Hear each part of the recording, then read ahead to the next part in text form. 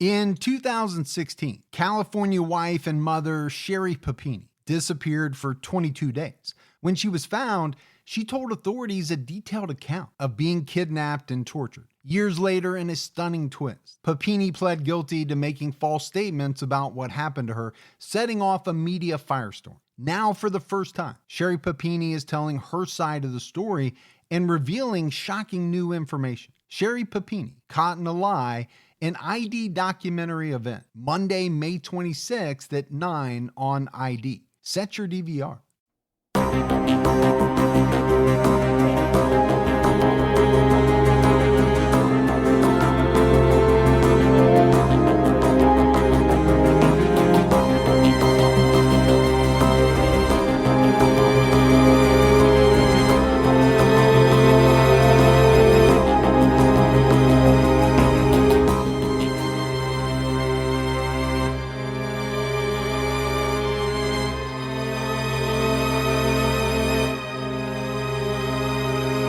Hello, everyone, and welcome to episode 170 of the True Crime All the Time podcast. I'm Mike Ferguson, and with me, as always, is my partner in true crime, Mike Gibson. Gibby, how are you? Good, man. I'm doing all right. I love to hear it. No, I'm doing great as well. I always like it when you're good. We've been kind of lucky. I'm going to knock on wood again. Right. As far as the health is concerned. Oh, yeah. You know, going through this flu season, you and I have been pretty lucky. We have been, man. I mean, for me, it's because I'm kind of sealed in the studio. I don't interact with as many people as you do. Yeah, I'm in germ city, man. You are. I'm fighting that stuff. It's like germ day. warfare Yeah. where you work. But I do go to the doctor tomorrow, though. do you? Yeah. Proctologist? No. No. Skin doctor, man. Oh, the skin doctor. I get to disrobe completely, so I'm thrilled about that. Oh, that's right. I forgot about that. Valentine's Day. Yeah. I think you talked about it on last week's Patreon Maybe episode. I did. Yeah. Yeah, I get to see a brand new doctor I've never met, so that's even better. Well, it'd be fun for him. It's a her, so it makes it even more exciting. All right. Yeah. Well, you can tell the audience later how it all goes on your Valentine's Day skin doctor trip. Yeah. So there you go. All right, buddy. We have some new Patreon supporters, so let's give our shout out. All right. We had Samira Abdullah, Hey, Samir. Destiny Hannah, What's going on, Destiny? Callie, What's going on, Callie? Skylar Eugene Tomes, Hey, Skylar. J Law jumped out at our highest level, What's going on, J-Law? Mama Mia, Oh, the Papa Pia. one of your favorite musicals I like them all. of all time. I know you do. Norma Schreibman, Hey, Norma. Stephanie Broughton, Hey, Broughton. Kim Douthit, What's going on, Dalhit? Madeline Duty jumped up to our highest level. Really? Dute? Do say. Mm-hmm. Rosalind Alba jumped out at our highest level. Thank you, Alba. We had Christian Bangdahl. Well, thank you. Joanna Howarth jumped out at our highest level. Hey, Joanna. Hayden Lee Bushnell. Hey, thanks, Hayden. Love those binoculars. Yeah, send us a set. Amber Routson. What's going on, Amber? Sarah Light. Hey, Sarah. Lorene McDonald. Thanks, Lorraine. Linda Bond. Really? Bond girl. Shaken, not stirred. Yeah. And last but not least, Diana Gilbertson. What's going on, Gilbertson? So we appreciate all that new Patreon support. And then if we go back into the vault, Gibbs, this week we selected Maine Fitz. Yeah. Been with us a long time, and we really appreciate all that long-term Patreon support. We do. And they're really fit, too, by the way. I believe it. Yeah. We had some great PayPal donations. We had Nora Aboutan, Hey, thanks, Abalton. who is also a Patreon supporter. Yeah. Rajesh Patel, Hey, thanks, Rajesh. Donna Weaver, What's going on, Donna? Joelle Zulo, Hey, Zulo. and Dorothy Ballerini. Ballerine. Yep. So appreciate that as well. Gibbs, right now on True Crime All the Time Unsolved, we have an episode out. It's on the disappearance and murder of Jill Bierman. Yeah. It's a good case. It is a good case. And I said this on Patreon, and I'll say it on here. You know, if you are a TCAT listener who doesn't always listen to Unsolved because there's too many things hanging out, Right. this is one of those cases that is as close to being solved, I think, as you can get without a full-blown conviction sticking. I'll put it that way. There you go. That's perfect. Yeah. So go listen to it. So check it out. See what you think. But I think now we have to jump into this episode. This is really going to be packed in. So, Gibbs, are you ready to get into this episode of True Crime All the Time? I'm excited, man. I am too. But for me, the episode can't start until I ask you, until I get your go ahead. Let's do it. We're talking about a story that's about a relationship between two people in their 20s, 21-year-old Shayna Hubers and 29-year-old Ryan Poston. In 2012, Shayna shot Ryan to death, and the question really became, was this self-defense or was it cold-blooded murder? Now, this happened about 4 years after Jodi Arias shot and killed Travis Alexander. And a lot of people, I think, were captivated by this case. Now, not to the degree that they were with Jodi Arias. Right. I don't think it got the same level of publicity, but there are some similarities. You know, the real definition of the relationship that Shayna and Ryan had, the strange account that Shayna gave to police, and really what she did in the interview room. Very bizarre. Very bizarre, especially in the part where no one was there. That's kind of where a lot of the Jodi Arias similarity comes in. But all of that is just part of what makes this case so fascinating. And it happens to be a case that happened very close to us, Gibbs, just a little bit south. Yeah, just up the road or down the road. Down the road in the Cincinnati, Ohio / Northern Kentucky area. Yeah. Now, I will say this. This is an episode that is a bit heavy on clips, much heavier than most of the episodes that we've done lately. But I think the clips are definitely needed because they help tell the story of what investigators and jury members heard from Shayna. Yeah. As she told her side of things. Definitely set the stage. Yeah, and it really will add a lot to the story. But starting out, I think I want to talk about Ryan Poston. Ryan was 29 years old at the time of his death. He had an interesting childhood. He was raised in Northern Kentucky. His parents divorced, and his mother remarried a man who later worked overseas. Ryan had 3 younger sisters out of this new marriage, but his father was never out of the picture. Really, Gibbs, from all the information that I gathered, he was very present in Ryan's life. And it was said that his ex-wife's daughters even called him uncle. Really? And so, yeah, I thought that was interesting. I think it's impressive. It's impressive that, number one, you stay in the picture. That's very important. But to be able to get along with your ex-wife and her new husband and really kind of meld into their family a little bit as well, I agree with you. I think it's impressive. Yeah, you know, and that's good, right? Because you have kids together, and it should be all about the kids. Yep, it definitely should be. But it's not always, well, I don't know. I don't want to use the word possible, but people can't always make it happen. Let's put it that way. Sure. It depends how... The acrimony of the relationship and how it ended and all that. The acrimony, exactly. The acrimony. Yeah. It really was like Ryan had 2 dads who were more than okay with one another. They got along. Ryan attended Catholic school as a kid, and then he spent his high school years studying abroad. This is the time period where his stepfather was working overseas. Yeah. The family was in all different areas of Asia and Europe. After high school, he attended the University of Indiana and graduated in 2005. A little bit of a tie-in with our unsolved episode. Yeah. Jill Bierman also went to Indiana University. Certainly did. This guy had a triple major, much like I know you did when you were in college: political science, history, and geography. Wow. Now, I hear a lot of people that have double majors. Right. And I think that's pushing it because my single major was tough enough on me. To go for a triple major, you are going above and beyond. You're really putting yourself out there.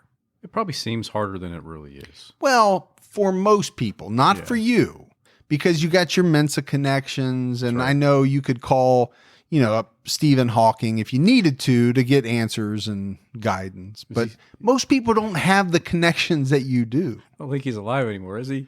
No, I meant back then. Oh, okay. No, you can't Oh. call him now. No, you cannot call him That's now. true. Yeah. And why would you? Are you in college No. now?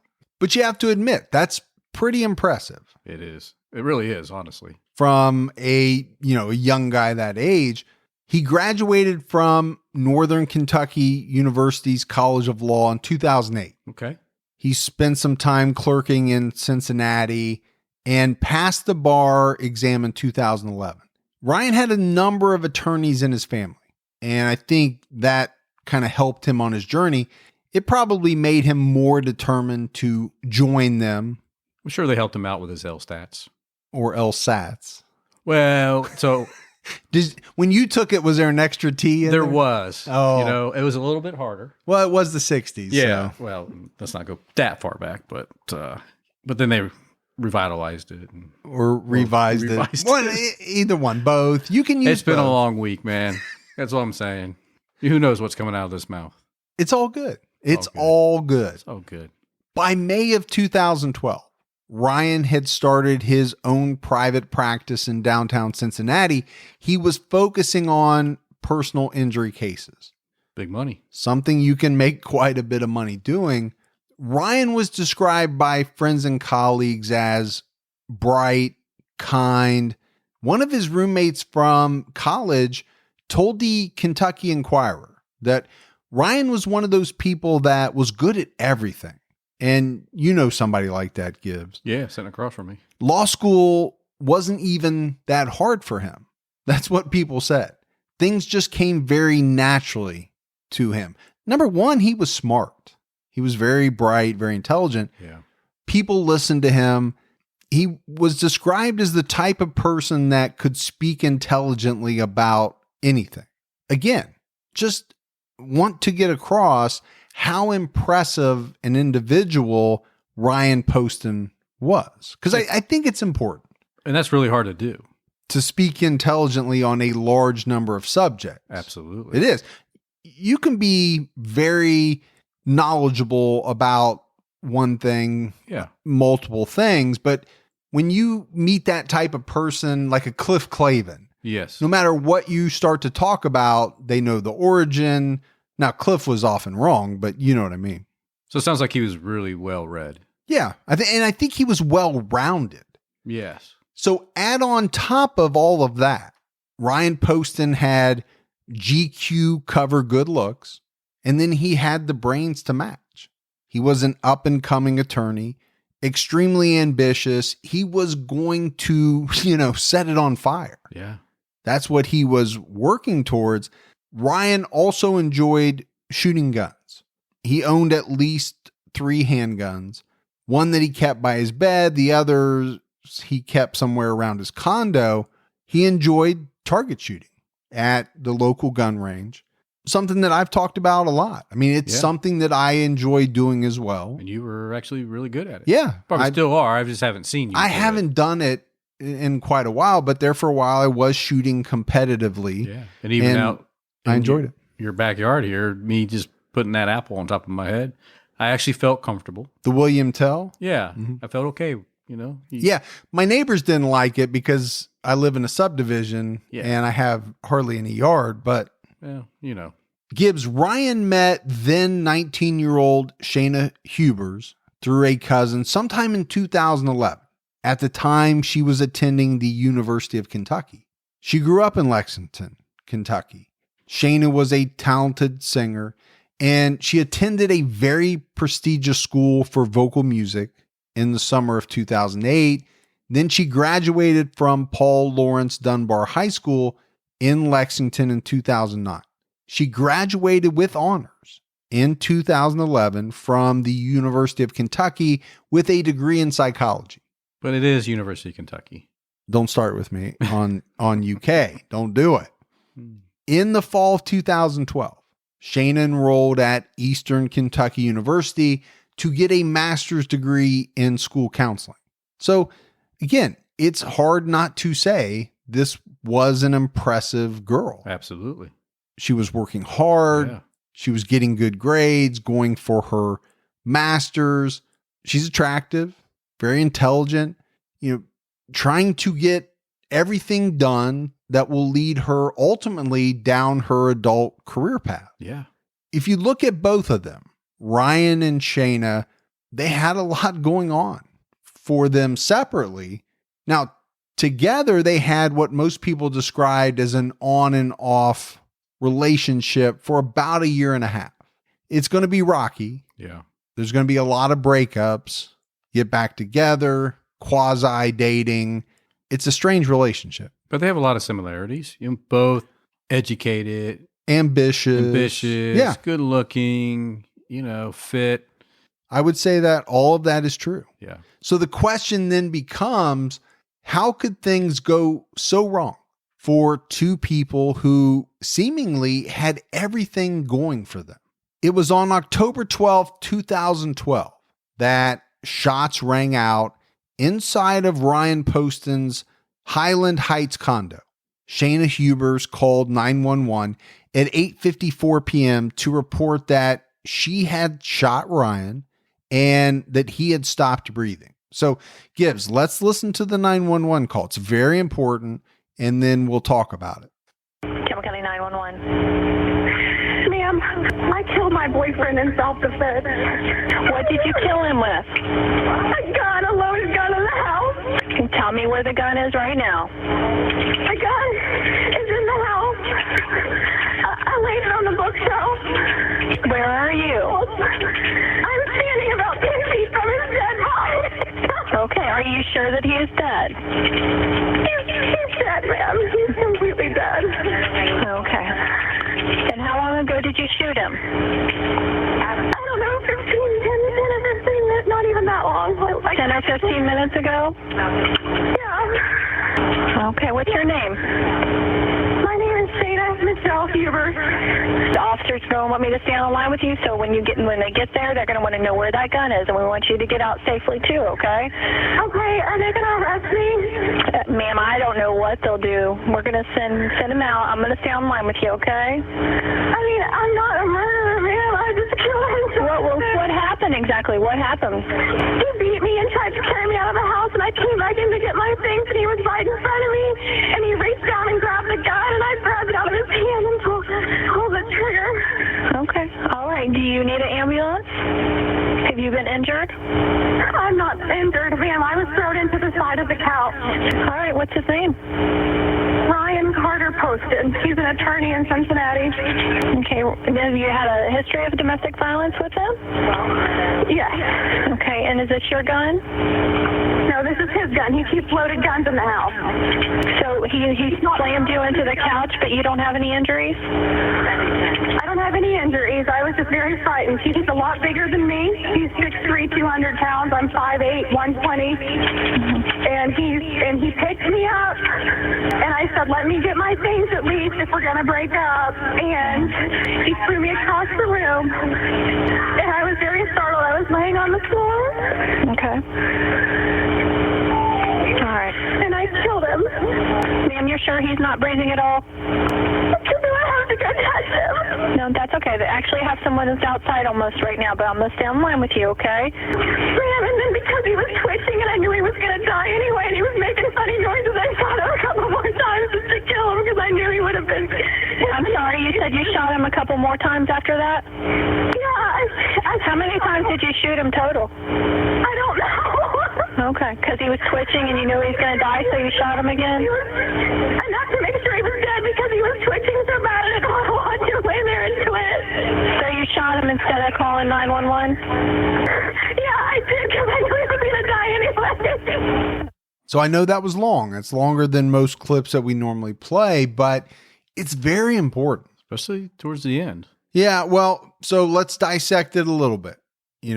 She's saying right off the bat, self-defense. Right. Saying, I killed him in self-defense. This 911 call will be dissected. It'll come up at trial, obviously. One of the things that she said was that he had the gun and she got it away from him and shot him. Yeah. That's important. She ripped a gun out of a 6 foot, 200 pound. 6'3", 200. Yeah. Got it out of his hands and turned around and shot him. Right. But I think to your point, the end, when she talks about, okay, I shot him, he's twitching, almost like an animal. I had to put him out of his misery is the way that she's kind of explaining it. I didn't want him to suffer. So I had to shoot him a bunch more times. Sure. Sounds strange, though. It does. And it's going to sound strange to police, and it's going to sound strange to prosecutors. We'll get into it later on, but I thought it was important to play that 911 call. When police arrived at the scene, they found Ryan Poston dead. He had been shot 6 times with a Sig Sauer 380 semi-automatic handgun. He was shot once in the head, once in the arm, and 4 times in the chest. So he was twitching a little bit more than she made it seem, because it sounded like, I shot my boyfriend, he's dead. And then later she says, oh, I went back and shot him a few more times. But he's completely dead. Yeah. That was the other thing she said in the 911 call. Oh, yeah. So no doubt, police are going to want to question Shayna, and they did. Shayna told a number of different versions, some slight variations, right, of how things unfolded that night.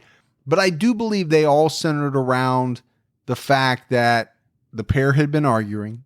She said Ryan became aggressive, and she ultimately shot him in self-defense. I just picked up the gun, and in the middle of him doing something with his arm or saying something crazy, shot him. And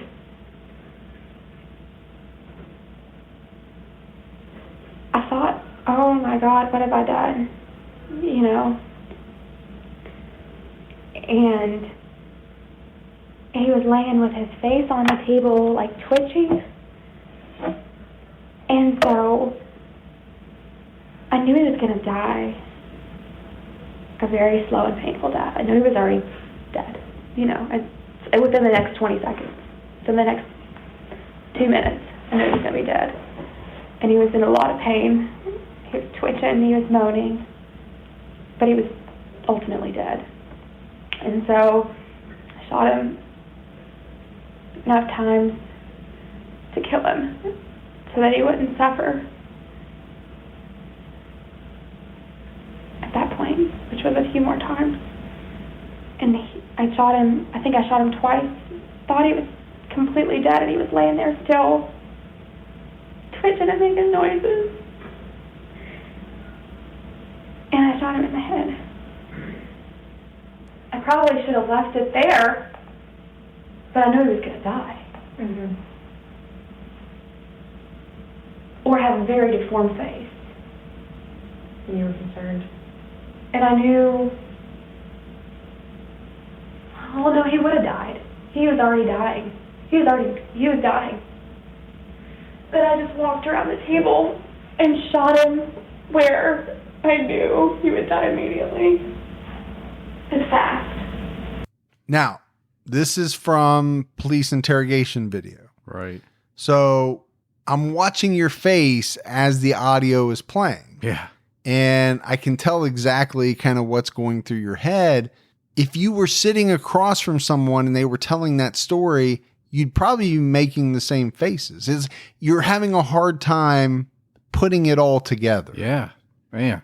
Very difficult to comprehend what she is saying. Yeah, it is. Yeah. I mean, it reminds me of when you ask a kid, who ate the last Twinkie? And instead of just saying, I did it, they go off on some rambling, nonsensical. Well, I took a bite, but I didn't eat it all. I put it back. But, you know, then I came back around and I thought, well, it's already almost gone. So I took another bite. I mean, then by that time, 3/4 is gone. You can't just leave. Yeah. 1/4 of a Twinkie. It is strange. And it's why, you know, a lot of people have very strong opinions in this case. All of this, the 911 call, the interrogation videos, they're huge. This cannot be good for her at this moment. And it will not be later on either. All right, Gibbs, let's take a quick break to talk about our sponsors. And first up is Best Fiends. Yes, you and I both have a passion for true crime, but we've talked about it before. We need the occasional break. So for me, when I feel like I need a mental palate cleanser, my go-to refresher is Best Fiends. While Best Fiends has challenging puzzles, it really is a casual game that anyone can play, but it is made for adults. It's a unique and exciting puzzle experience, unlike other puzzle games out there. Best Fiends updates the game monthly with new levels and events, so it never gets old. I think my favorite part about Best Fiends is the visual style, the design of the game, and the fact that I feel like I'm always striving to reach that next level. The characters are cute, the puzzles are challenging and fun. All of that is what has made this a 5-star rated game. And it doesn't require the internet to play, so that makes it great for traveling. So engage your brain with fun puzzles and collect tons of cute characters. Trust me, with over 100 million downloads, this 5-star rated mobile puzzle game is a must play. Download Best Fiends free on the Apple App Store or Google Play. That's friends without the R. Best Fiends. And next up is Sakara. Hey, listen, we're all looking to make some changes in the new year. If you're looking to change your diet, instead of restricting what you eat, what if you actually nourished your body with the healthiest and most nutritious food? With Sakara, you're putting the very best in your body so you can feel your best. Sakara is a nutrition company that focuses on overall wellness, starting with what you eat. This is something that my family and I have been using for a little while now. It's amazing. What really jumps out at me about Sakara is that the meals are ready to eat. They're made with powerful plant-based ingredients. We're talking about chef-crafted breakfasts, lunch, and dinners that change weekly so you'll never get bored. And it's delivered fresh anywhere in the US. But along with their delicious meals, Sakara also has daily wellness essentials like supplements and herbal teas to support your nutrition. To boost results, try the best-selling Metabolism Super Powder, an all-natural remedy for bloating, weight gain, and fatigue. And right now, Sakara is offering our listeners 20% off their first order when they go to sakara.com/TCAT or enter the code TCAT at checkout. That's Sakara, SAKARA.com/TCAT to get 20% off your first order. Sakara.com/TCAT. My family loves it, and I know that yours will too. I want to play a little bit more from Shayna's interview, and then we'll talk about that. And I wasn't doing anything that was mean. I was like begging him to stay in the relationship and be with me because I knew that we once really loved each other. Ryan had told me that he loved me and wanted to be with me. And I guess somewhere along the way, that grew to hate. He was screaming how much he hated me. I don't know if anyone will ever want to marry me if they know that I killed a boyfriend in self-defense. It's not funny, but the stuff he was saying to me was so abusive while he was throwing me around the room. I'll never forget it.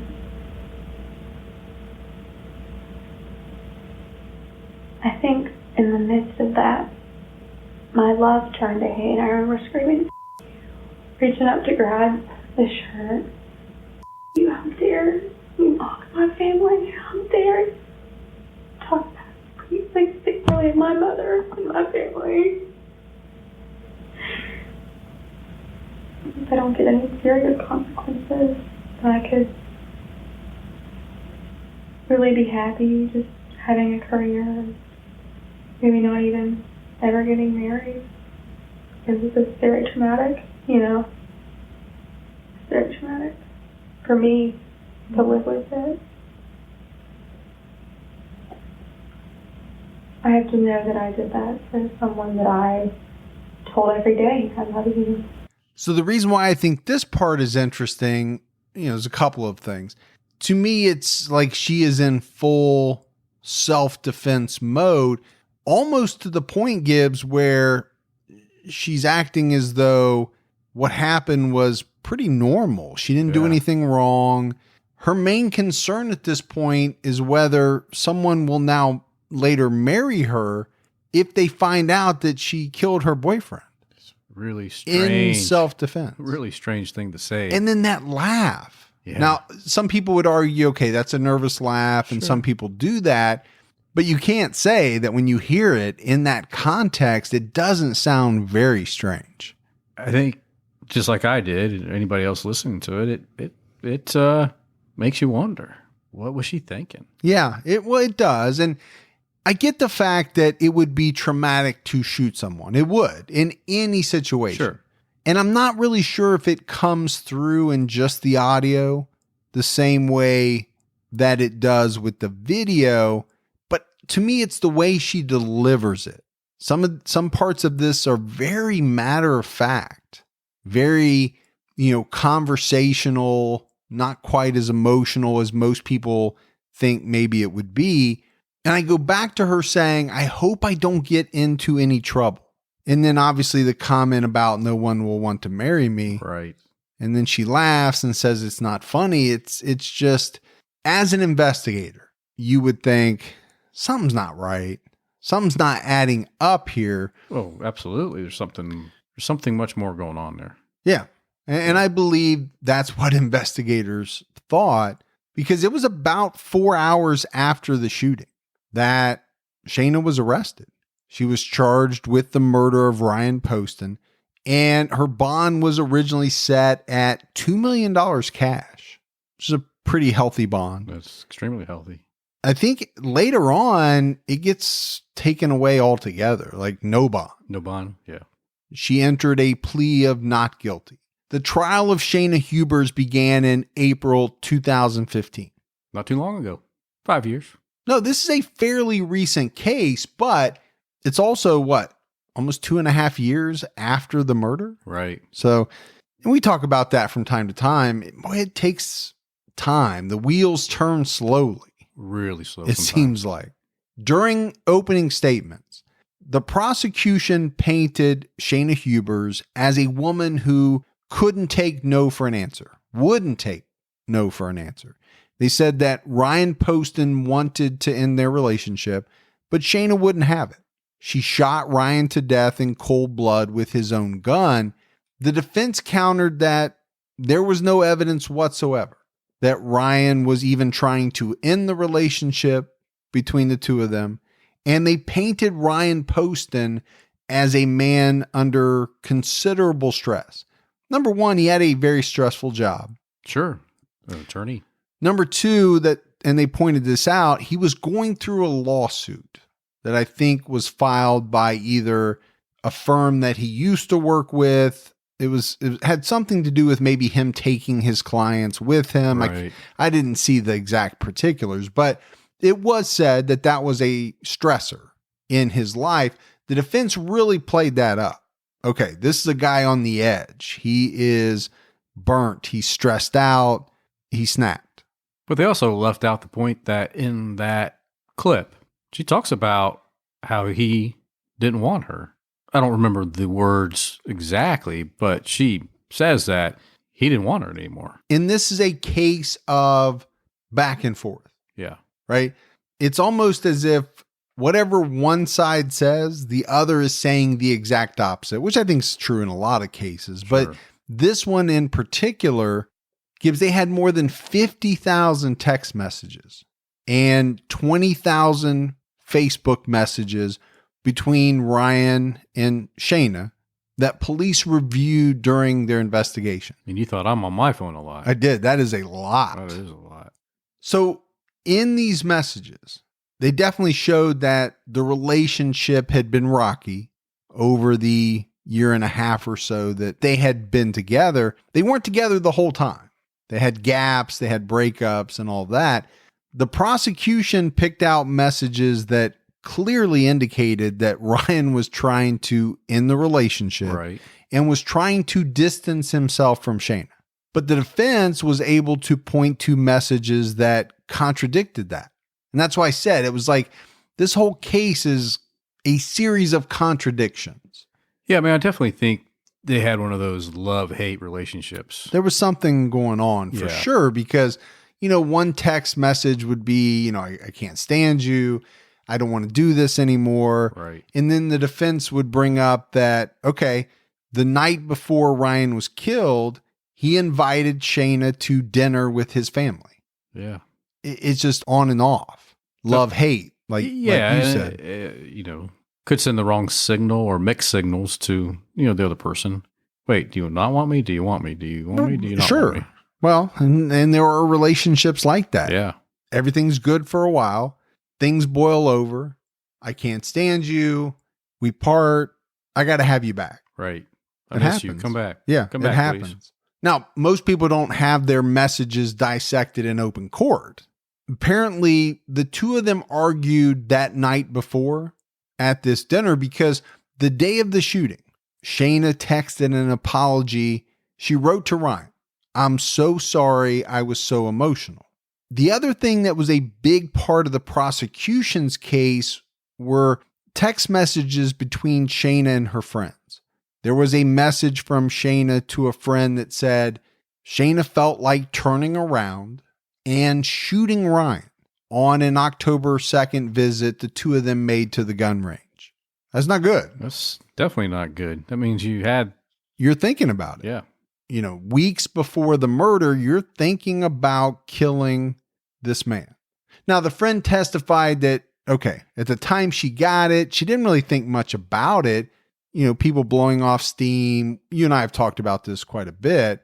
But of course, after she found out about Ryan's death, she thought it was much more serious. It meant something different to her. Sure.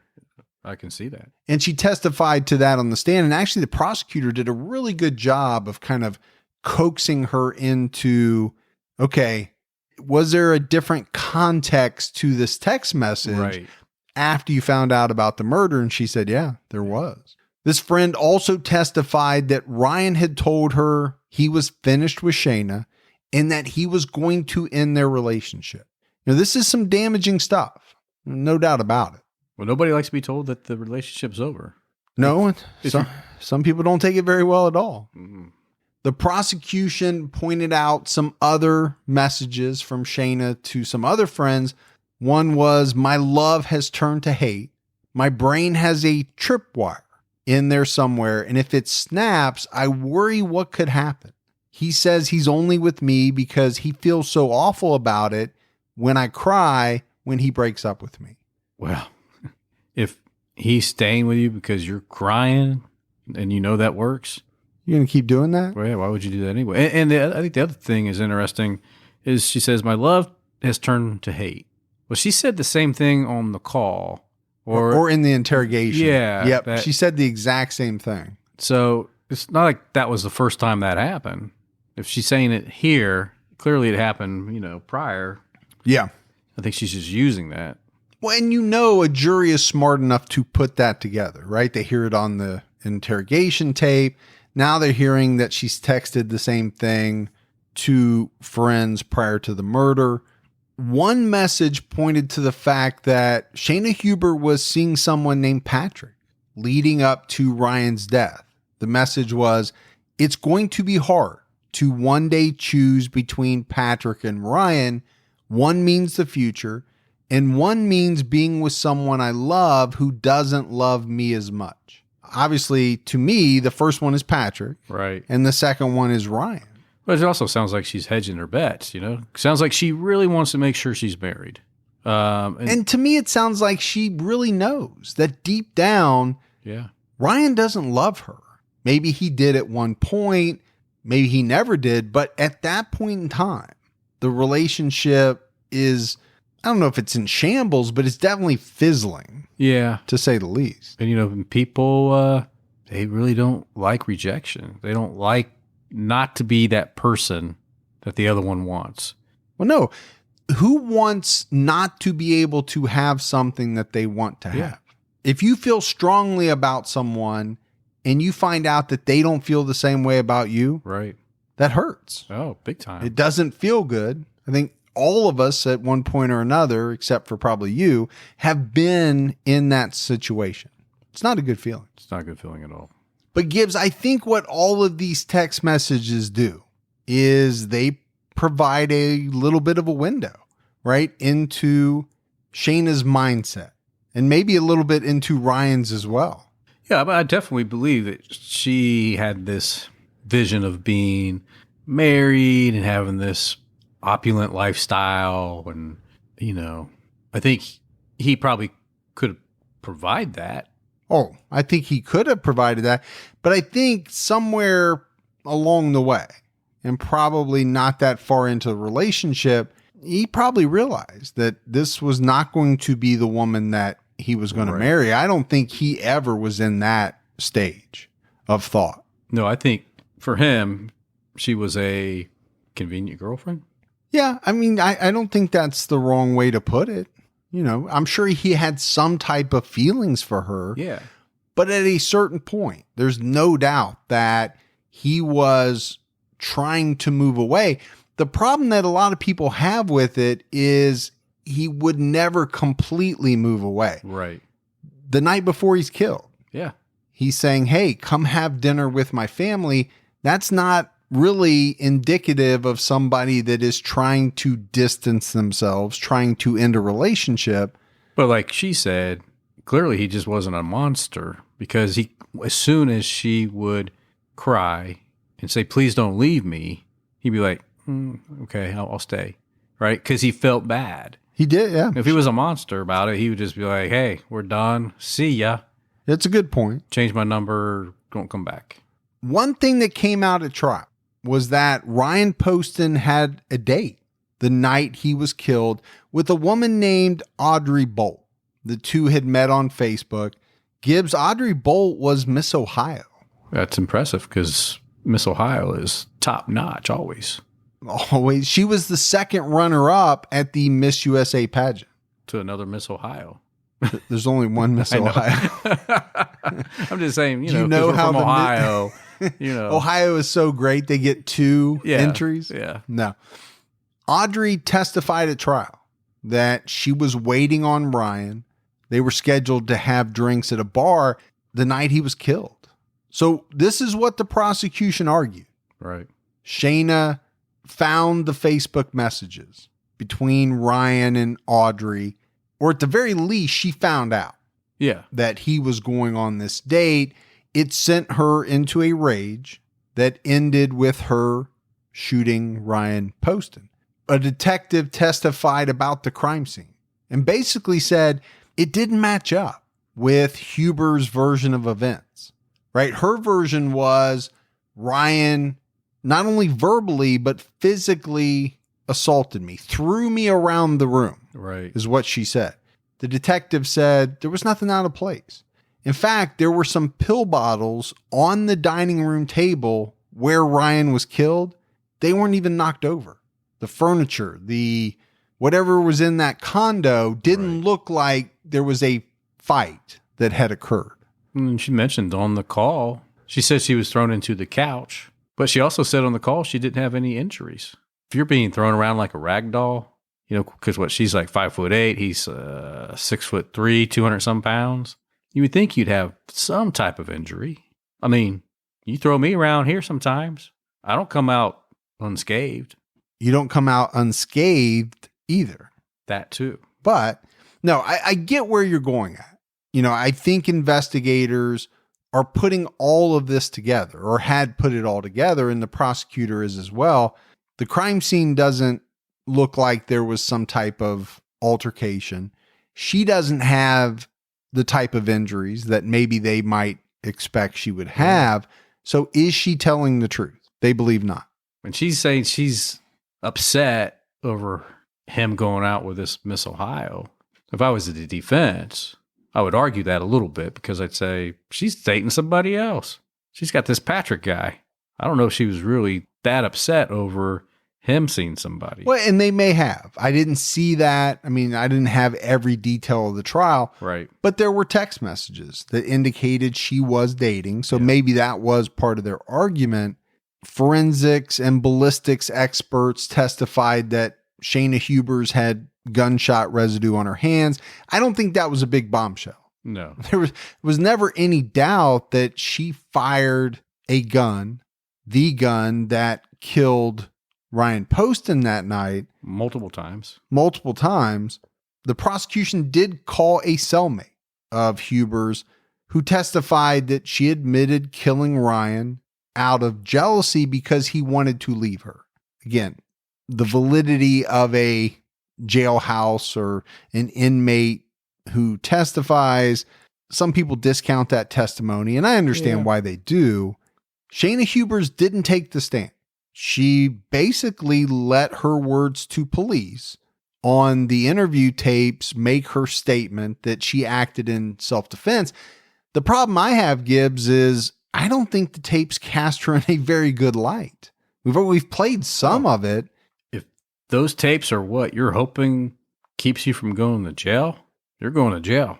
But at the same time, probably not a great idea for her to get on the stand and open herself up to cross. No, I would think anybody just hearing those interview tapes and the 911 tape, you would say, no, you're never going to be able to get on the stand. I do not want the prosecution to get a hold of you. No, they would have torn her up. Yeah. Shayna's mother did testify. She said that she received a call from Shayna in the early morning hours of October 12th, the day of the shooting. She said she could tell her daughter was very upset. She got in her car around 4 a.m. and drove from Lexington to Ryan's condo where Shayna was staying. It was about 70, 80 miles. So, you know, hour and 15 minutes, give or take. Her mom testified that Shayna acted as though she was extremely fearful. The defense also called its own ballistics experts who testified that there was no way to know which shot killed Ryan Poston. They also said that they believed he was in motion when the first bullet struck him, which to them meant that it was possible he could have been the aggressor. So they're trying to plant in the jury's mind that he's coming after her. He's in motion. Sure. She's firing in self-defense. But also, if you're going to pull a gun on me in close range, I'm going to go towards you anyway. I'm not going to pull back. I have a better chance of moving towards you in close range to try to get that gun directed elsewhere versus stepping back and giving you even a more direct target. Okay, Jason Bourne, we got you. You're a badass. No further explanation needed. I will take that gun. I'm going to take it apart, three pieces, boom, boom. And then drop it on the ground. Yeah, and we go, now what? Don't let allergy season slow you down. Get common allergy meds for as little as $15 with GoodRx. So you and your family, pets included, can stop allergy symptoms before they start. GoodRx is free and easy to use. Just search for your prescription on the website or the app, compare prices, and get a free coupon to show your pharmacist. Save at over 70,000 local pharmacies nationwide, including Walmart, Walgreens, CVS, Publix, Kroger, and many more. Check GoodRx before every trip to the pharmacy to save up to 80% on both brand and generic medications. And did you know GoodRx rewards you for saving money too? Join GoodRx Rewards today and earn points every time you use a coupon. Remember, GoodRx is not insurance, but works whether you have insurance or not. And it could be your insurance copay price. I've been using GoodRx for years, and I can't tell you how many times I have saved money even with my insurance. Stop allergies before they start and save big on allergy medications this season with GoodRx. Go to goodrx.com/TCAT. That's goodrx.com/TCATT. You know, once the temps start rising, I realized I was back in the same worn out rotation. Same tank, same shorts, same everything. So I gave my daily uniform an upgrade with Quince. Their pieces are easy, elevated, and somehow make me feel more put together without even trying. Like their 100% European linen shorts and dresses from $30. Luxe swimwear, Italian leather platform sandals, and so much more. The best part, everything with Quince is priced 50 to 80% less than what you'd find at similar brands. By working directly with top artisans and cutting out the middleman, Quince gives you luxury without the markup. And Quince only works with factories that use safe, ethical, and responsible manufacturing practices and premium fabrics and finishes. I'm getting ready to stock up on shorts for summer from Quince, and I know they're going to be amazing because everything I've ordered has been of the highest quality, and the prices are amazing. Treat your closet to a little summer glow up with Quince. Go to quince.com/TCAT for free shipping on your order and 365-day returns. That's QUINCE.com/TCATT to get free shipping and 365-day returns. Quince.com/TCAT. But here is what I think was the defense's biggest problem. To me, I think, Gibbs, it was finding evidence to show to the jury that Ryan was physically and verbally abusive to Shayna. From what I could gather, they just didn't have it. They didn't have anything or anyone to prove that he was. Yeah. Because I couldn't find anything about a witness that said, yes, I saw Ryan behave in this manner. Right. They didn't have that. That's a tough thing to prove if you don't have any witnesses. Well, you can't establish a pattern, right? So what you're left with was, okay, he's stressed. Right. He snapped this one night when he's about ready to go meet Miss Ohio. Yeah. Let's not forget that. He snapped and he became physically violent. Right. That's what they're hanging their hat on. But even if that's true, let's just say that is true. He did terrible things and she shot him. He was down. He wasn't moving besides twitching. I think it's easy to say at that point, you are no longer In danger. in danger. Yep. Step outside, step away. And you heard the dispatch, Yeah. the 911 operator say that. So you went back and shot him instead of calling 911. Yeah. To the point that you shot him and then you said that you walked around him and decided to go ahead and Shoot him. shoot him where you knew that even though he was dead, he would really be dead or whatever she said. And I didn't really talk about it on one of the tapes, but I think she told investigators that he was going to be dead in 20 seconds. Yeah. And I didn't make a big deal about it, but she didn't go to school for medicine. And even if she did, it's kind of a hard determination to make. Yeah. I think later on she changed it to 2 minutes. 2 minutes. But it's like, he's going to be dead in 20 seconds. He's going to be dead in 2 minutes. Well, he will be if you keep putting bullets in him. in their closing arguments, both sides used Shayna's own words from the 911 call and her interviews to drive home their points. The defense team used the 911 call, and they said that Shayna called 911 so quickly, she didn't have time to make up a story. Now, I think even according to her, she did wait about 10 or 15 minutes. That is a very long time in a situation like this. Seems like it. Yeah. They also argued that prosecutors could not prove Ryan didn't attack her, which I think is true. You can't prove that it didn't happen. Right.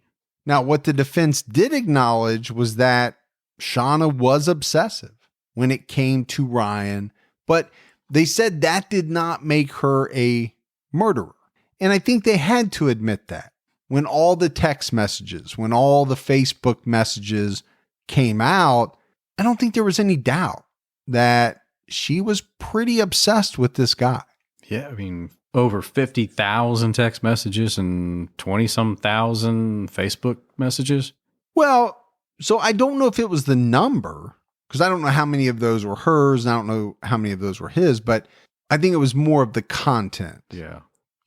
You and I are not used to those type of staggering numbers of text messages and Facebook messages, but that may not be that far out of the norm for people in their 20s. Yeah, maybe not. Maybe that's just probably every little response counts as a message, right? LOL. It would. That's a message. But I think it was the content that people really pointed to. Now, the prosecution, they really used her interview tapes. And I want to play another part of the interview, her interrogation, that the prosecution used.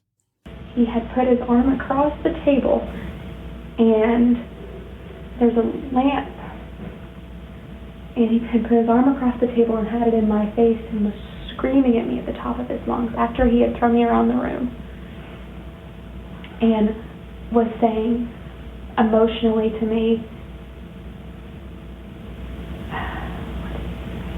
"You're a f***ing hillbilly. I hate you. I hate everything about you for what you are and my family. And he was screaming, and he had his hand on the table, and he wasn't completely standing up. He was like this. He was sitting, he was enough that when I shot him, he went like this. Literally. That's when I knew he was dead. Or close to it, and twitching. And I let him, I still, even though it hurt, I still, enough of me, loved him. That I couldn't stand to watch him twitch. I knew he was going to die or have a completely deformed face. He's very vain. One of our last conversations we had that was good was that he wants my best friend who's a dentist to do his veneers and wants to get a nose job. Just that kind of person. And I shot him right here. I gave him his nose job. He wanted. So I wanted to save that one. Wow. Because that was a big moment at trial. In the closing for the jury to hear. That's a tough one to recover from. Yeah. I mean, why would you say that? You've shot this man. You've killed him. You're trying to say it was in self-defense, but now you're saying the guy was so vain. He wanted a nose job. All right. I gave it to him. Yeah. I gave him his nose job. That's almost like revenge type talk. Yeah. That's not self-defense type talk. And if you go back to what she was saying in the beginning, he was not quite seated at the table. Right.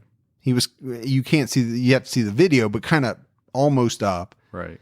She said he called her a effing hillbilly. Yeah. And said some derogatory things about her parents, but it didn't sound like from that point he was coming after her.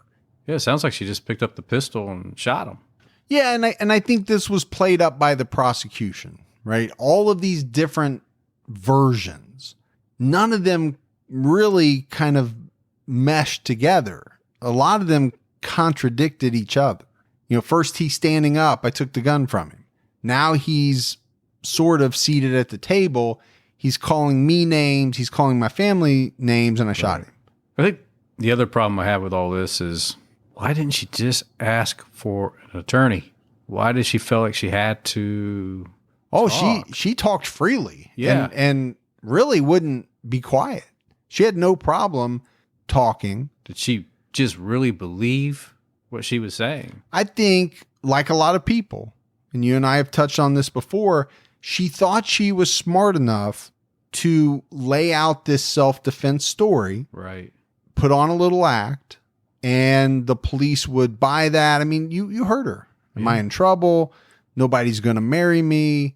Those are all thoughts of, hey, I'm walking away from this thing. Right. Gibbs, I want to play one more clip from the interview.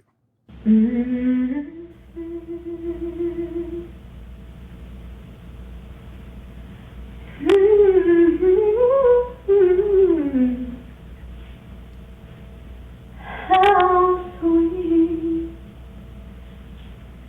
the sound that sings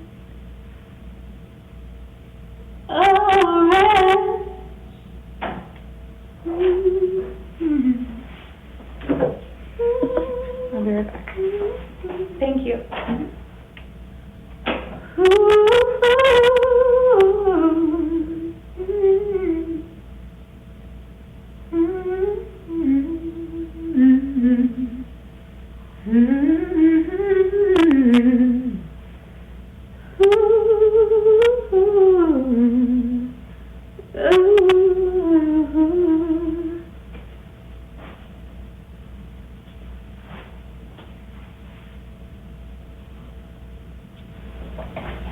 I did.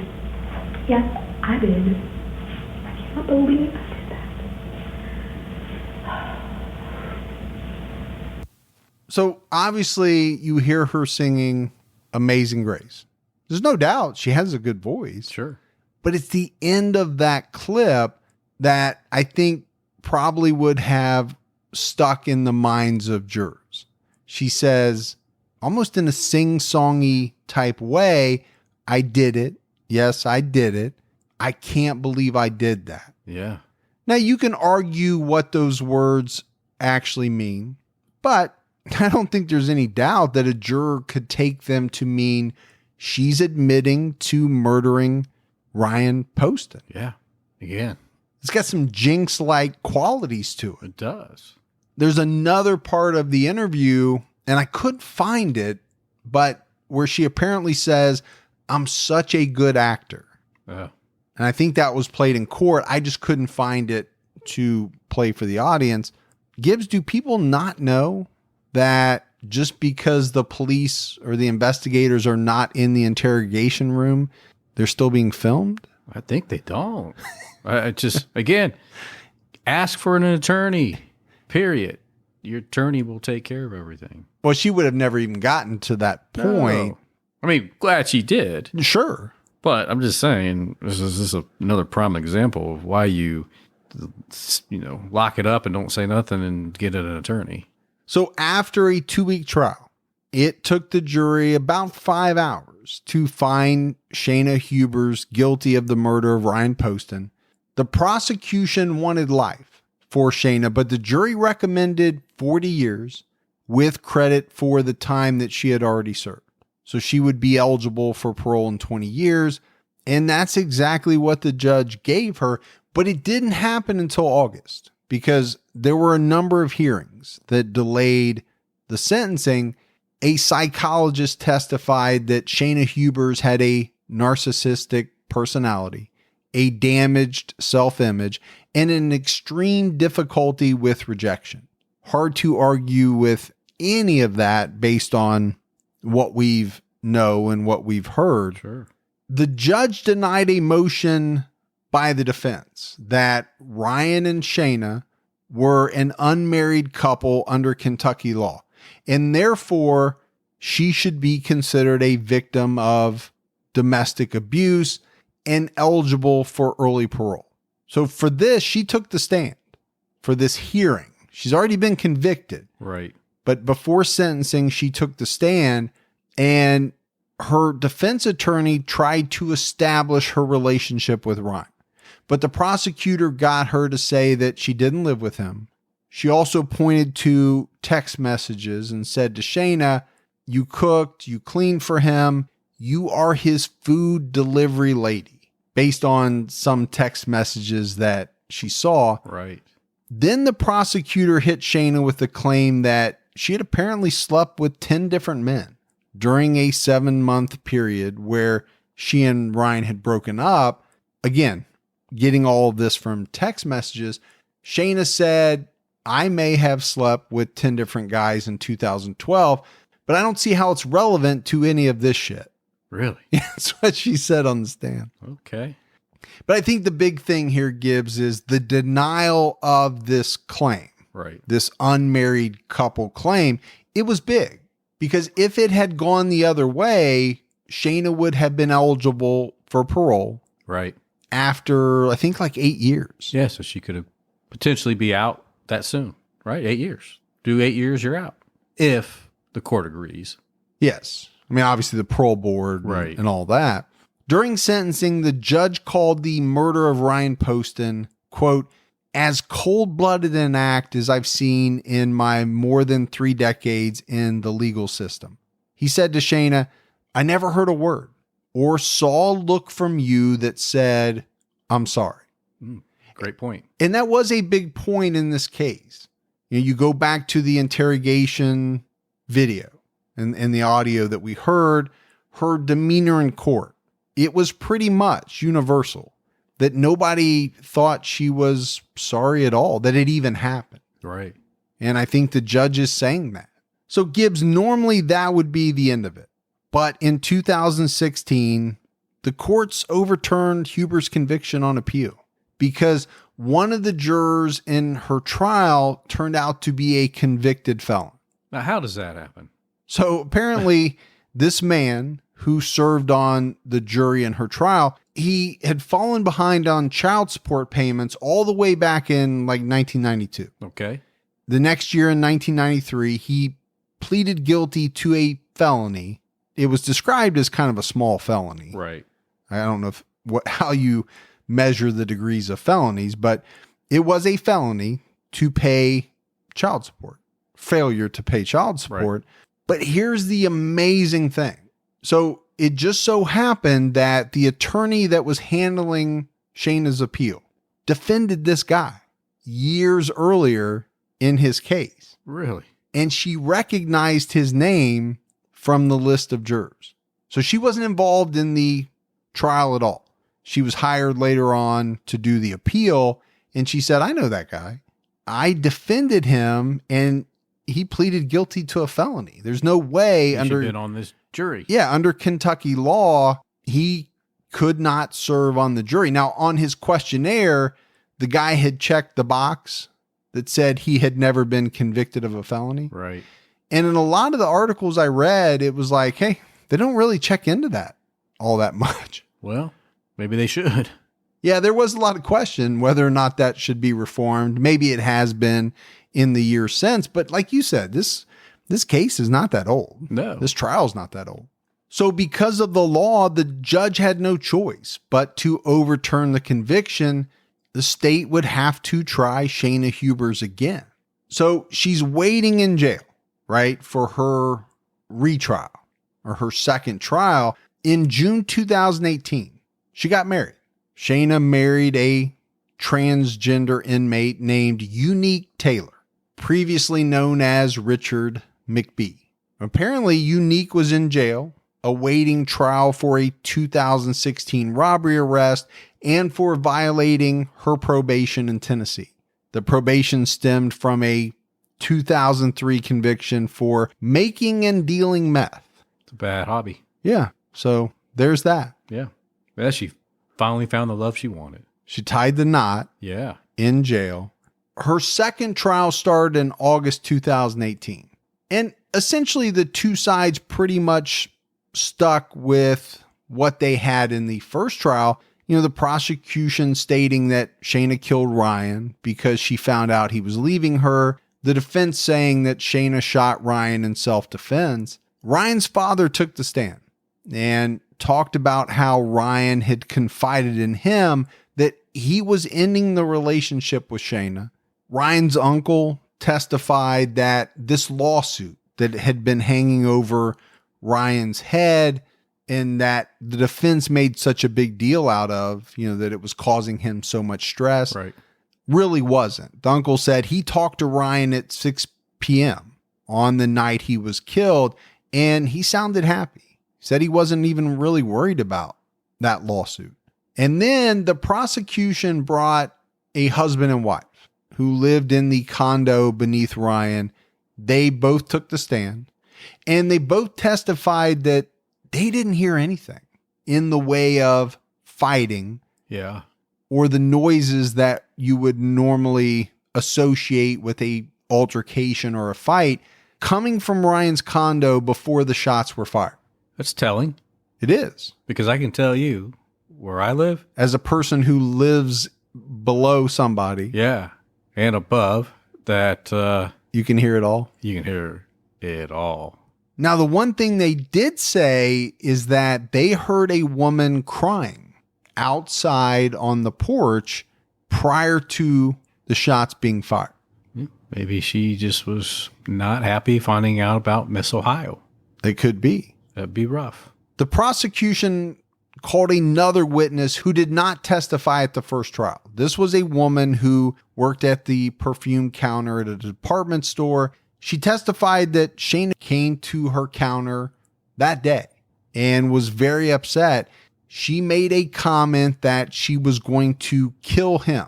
Now, this lady had no idea who Him. was, Right. but obviously that's a damaging statement when your quasi boyfriend later that night turns up dead. Yeah, it's not good for you. Gibbs, Shayna Hubers took the stand this time in her second trial to try to convince the jury that she acted in self-defense. I guess at that point, what does she have to lose? Maybe that's what she was thinking. Maybe that's what her defense team was thinking. It didn't work the first time. Well, And it's not like they had some new bombshell evidence that was going to turn the case on its ear. well, she also probably still thinks she's smarter than the rest of them anyway. That I'll get on the stand. I can probably clear this up if I get up there. Yeah, I don't doubt that at all.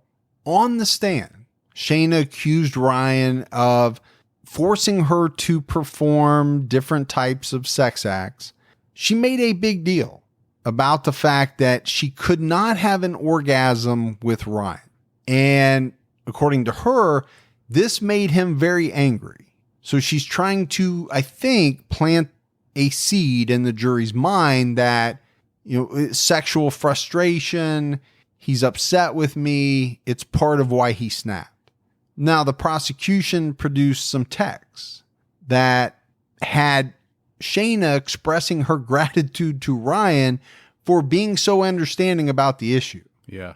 So I do believe it was a real thing. Right.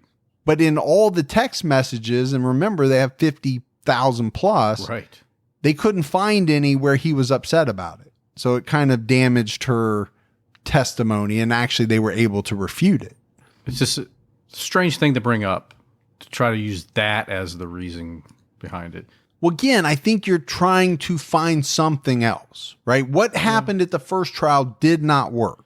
But I'm trying to throw some things at the wall. But you also got to realize that, and her defense team should have told her, they're going to look through the text messages. So we have to be really careful what we say, because otherwise it's just going to backfire, which just did.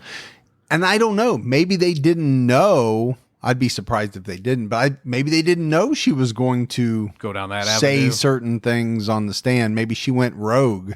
Maybe she went maverick.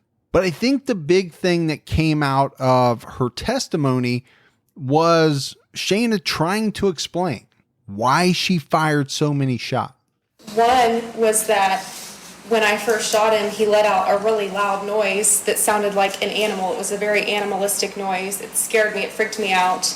I also, when I first shot him, wasn't sure where the shots had entered or if I had just made him more angry and therefore he was more of a threat and it would make the situation even more severe. And then thirdly, I had the mistaken belief that there was another gun on the table. And you... I know now that there wasn't another gun on the table, but at the time I thought that there was. And you were concerned enough for Mr. Poston that you wanted to make sure he didn't have to live with a deformed face, weren't you? I said that.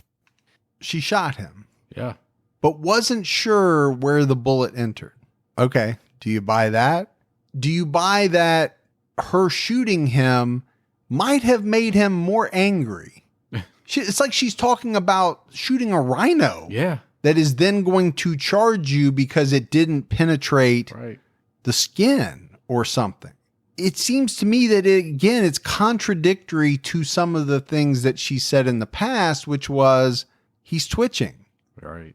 And then I shot him some more. Yeah. Now she's acting like she shot him and he was a grizzly bear about ready to get up and attack. Yeah. It just doesn't add up. It doesn't. This trial also lasted about 2 weeks. And again, took the jury about 5 hours to return a guilty verdict. But Gibbs, this is where things differed between the first and second trial. The outcome was the same. Right. Guilty. This time, the jury recommended a life sentence. The first jury recommended a 40-year sentence, and that's what she got. Sure. Prior to sentencing, Ryan's family made statements, and I think the one that was the most impactful was Ryan's sister, Katie.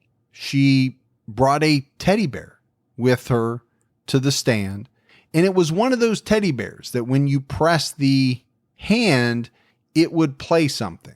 In this case, when she pressed it, it played Ryan's voicemail greeting. And his sister, Katie, said on the stand, that's it. That's all we have. Yeah. Wow. A voicemail. And from everything you read, there was not a dry eye in the courtroom. Probably with the exception of Shayna Hubers. Right. It'd be tough to recover from that. It was extremely powerful, the way it was reported. The Poston family issued a statement after the conviction. They said, quote, "Today we embrace justice, and yet we do not feel joy. It has been 6 long and heartbreaking years without our beloved Ryan." In the statement, Gibbs, they went on to say how grateful they were for all of the people who had worked so hard to get justice for Ryan. Huber's defense team right away wanted the judge to declare a mistrial. Of course. Which he said no. Right. He decided against that. And then it was in October that the judge handed down the sentence to Shayna Hubers. The prosecution asked for life. Hubers' defense team had asked for a minimum of 20 years. The jury recommended life. We know that. The prosecution even brought up what they called Shayna's questionable behavior while incarcerated, namely the fact that she married a felon who had spent 14 years in federal custody.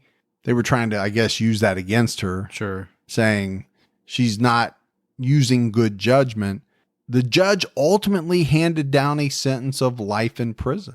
He told her that she picked up a gun off a table and shot her boyfriend 6 times. Quote, "Your actions that evening were grossly violent and intentionally calculated to cause his death." So you got to look at this. Normally getting a new trial is a good thing. Oh, right? yeah. That's what all defense teams are trying to do with their appeals. They get a new trial, and this time she went from having a 40-year sentence to a life sentence. It's huge, man. It kind of backfired a little. Now, it wasn't life without parole, so she will be eligible for parole, I believe, with time already served sometime around the year 2032. Okay. What's that going to park her at? Age-wise? Yeah. She was what, 21 in 2012, so 41? 41, yeah. That's relatively young Yeah. for you and I, because we're both older than that. But even if she were to get out on her first shot, which I highly doubt. Right, true. When a parole board looks at everything that she did, all the circumstances, and the fact that she's basically shown no remorse. Right. And even in prison, after, all of this, she's made disparaging comments about his family. I think she's done interviews where, there's no remorse. If anything, she's kind of been on the attack a little bit. I think she's had some nasty things to say about his sister. It's just not the way that you set things up for years down the road to go before a parole board. It's not like those things are going to go away. There's a historical record of everything you've said. They're time stamped out there. So, to me, Gibbs, this is a very interesting case, albeit a tough one for the families involved. You look at Ryan's family. They had to sit through 2 trials. They had to wait a long time before this final life sentence was finally imposed. That back and forth had to be gut-wrenching. She's going away. She has to be retried. All of that took years. And I really don't want to forget about Shayna's family either. I didn't have a lot of background about them. Right. But from everything I read, it seemed like it was a good family. I think they raised her to do the right thing. They sent her to great schools. We mentioned it. She was bright. She had a really great future ahead of her. I'm sure they're hurting as well. Oh, absolutely. And again, to me, this is one of those cases where it's really hard for me to understand how things went so badly so quickly. Right. Or that they escalated to the point where someone was shot. This young man lost his life. Yeah. Jealousy's huge, man. It can really make people do things they normally wouldn't do, I think. Well, you and I cover a ton of cases. Yeah. Outside of just random sadistic serial killers. Right. What are most murders caused by? Jealousy / love. Right. Greed, money. Revenge. There's a few things, but it's really comes down to a handful of things. Yeah. And money / greed and love / jealousy is at the root of a lot of them. And she was definitely jealous. She didn't want him to go out with Miss Ohio. And she didn't want to lose him. I think if you look at the psychologist and what he said as his diagnosis, there was definitely some, I don't know if it was mental illness, but she definitely had some issues. Well, maybe she was a little bit insecure because she was dating this Patrick guy, but hanging on hopes that her and Ryan were going to eventually get married. She really wanted to be with Ryan. That's what I take away from this. She really wanted to be with him, but I don't think she thought that was going to be possible. So she had this Patrick guy as her backup. Yeah, you could be right about that. I think you're right in the fact that she was hoping for the fairy tale ending with Ryan. Yes. And I think over time, she started to see that it was less and less likely. Yeah. And, you know, if she really did find out about this date with Miss Ohio, if she did see these Facebook messages, as the prosecution claims, I mean, that's their theory, that could be what set her over the edge. It could have been. One of the problems I have with the case like this is at the end of it, you're left not really knowing 100%. There's no video Right. that shows you that she didn't get attacked and was acting in self-defense. Now, I think we, just like a jury, can form our opinion based off of, and we didn't see all the evidence, obviously, but, you know, the tapes and her comments and the contradictions in her story and the things that just don't make sense kind of all lead me, at least, to believe that I don't think this guy attacked her at all. No, I mean, for somebody that claimed to be a really good actress, Yes. she didn't really do a really good job at that. I mean, I wasn't convinced. At all. Yeah. If anything, you got the feeling in all the clips that something's not right here. Exactly. So yeah, she's not winning the Oscar. No. She's not going to win an Emmy. She's definitely not going to win a Tony, although she can sing. And the problem is that she takes away from the real issue when this happens. There's women and men that are in bad situations, right? That Abuse. You're talking about Abuse. a physical Yeah. abuse. Yeah.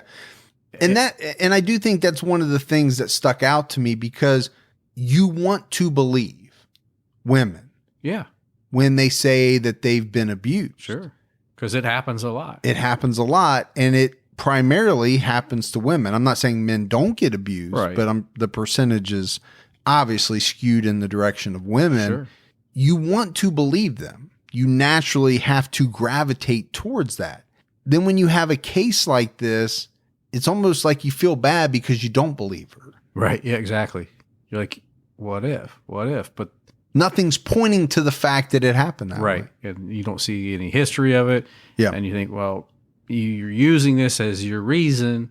Meanwhile, somebody else is actually having this happening to them. But now, They may not be believed. because of the way you're telling your story. Yeah, but that's it. That's the case of Shayna Hubers. Gibbs, we got some voicemails. You want to check those out? Yeah. Hey, Mike. Hey, Gibby. My name's Carolyn. I was actually sitting here crocheting as I heard my little sister Rose up in Kansas on your voicemail and wish me happy birthday. And it really means a lot. I've been a fan for a really long time. I've turned like 6 people onto your podcast. And I would love to crochet you guys something. So hit me up, send me an email, or I'm on Instagram at Yarnomancy. Yeah, I've tagged true crime all the time in a post or two. And yeah, I do actually sit here and listen while I crochet, and it just made my morning crochet and TCAT. I love you guys. Stay safe. Keep your own time ticking. Bye. So I thought that was pretty cool, Gibbs, because her cool. sister did something really nice, and Yeah. they both share a love of the show. So Carolyn goes by Kel. She and I have been emailing back and forth, and she is making us some stuff. She's in the process of doing it right now. Yeah. Well, you also have that passion. Of crochet. Yes. So she and I are sharing that love as well. Yeah, you use the bigger needle thingy, the number 12 crochet pen. The fact that you even know that they come in numbers has just now given you away, because I had no idea what you're talking about. You've given yourself away. Not me. And Maybe my daughter. You do that all the time. Yeah. Hey, Mike and Gibby. My name's Natalie Price from Jackson, Tennessee. I was just calling to let you know that y'all are my all-time favorite podcast. I just finished episode 146, and I just started a couple months ago. I travel a lot, so I listen to you guys a lot. I just wanted to say that y'all crack me up, especially Gibby with his calculations of money and Mike going beep boop beep boop. It's just hilarious. I look forward to that anytime you say, what would that be today? And also how Gibby knows 0 movies. It's just great. I love you guys. Stay safe and keep your own time ticking. So we actually, Gibbs, have not had really much lately in the way of money talk. There hasn't been really any old money for me to ask you what that would be today. She just wants to hear you do that. Beep boop, beep boop, beep boop, boop. There you go. There you go. Hi, my name is Michaela from Puyallup, Washington. I just had a suggestion for an episode or maybe a few. But the Green River killer, Gary Ridgway, between 1880 and 90s, he was convicted of 49 murders. But from my research or from what I've seen, he was suspected of killing a little more than 70 sex workers and young women around that area, the Green River. My grandfather actually... So I think that it would be really interesting to hear how you guys would communicate all of that information. Thank you. You guys are super awesome, and keep your own time ticking.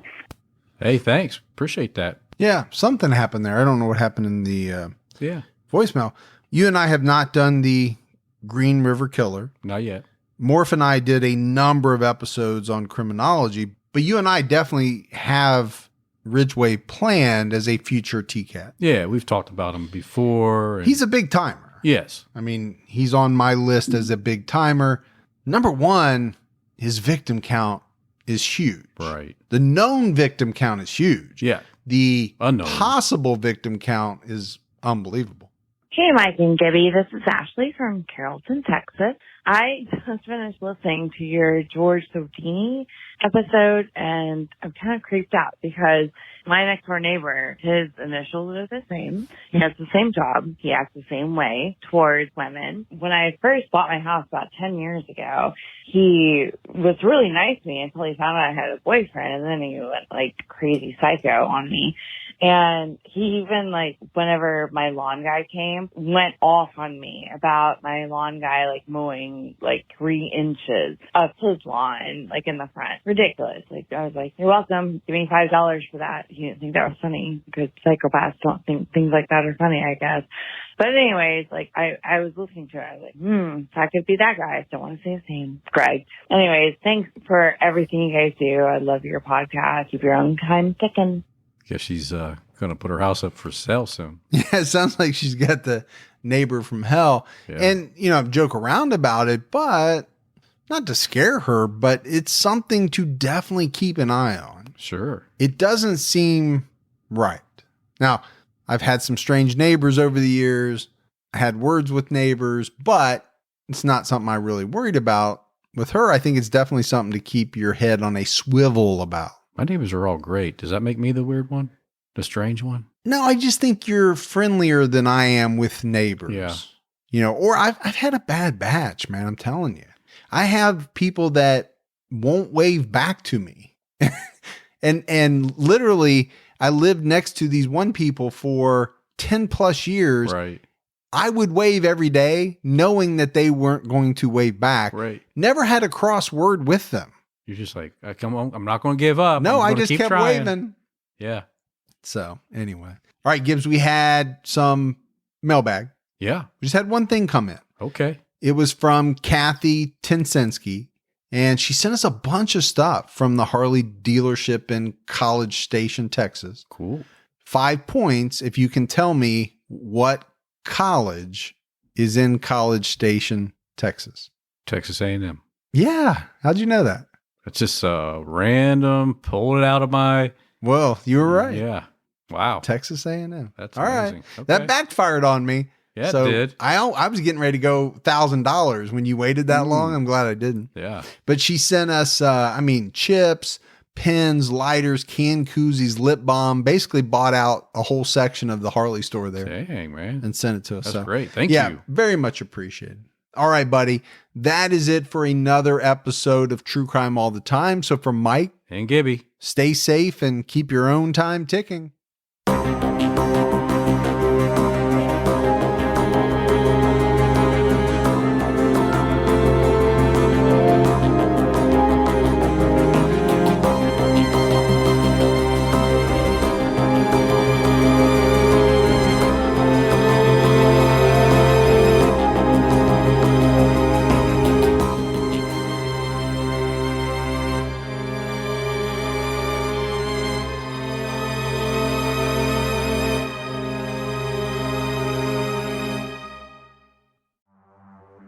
the early hours of December 4th, 2024, CEO Brian Thompson stepped out onto the streets of Midtown Manhattan.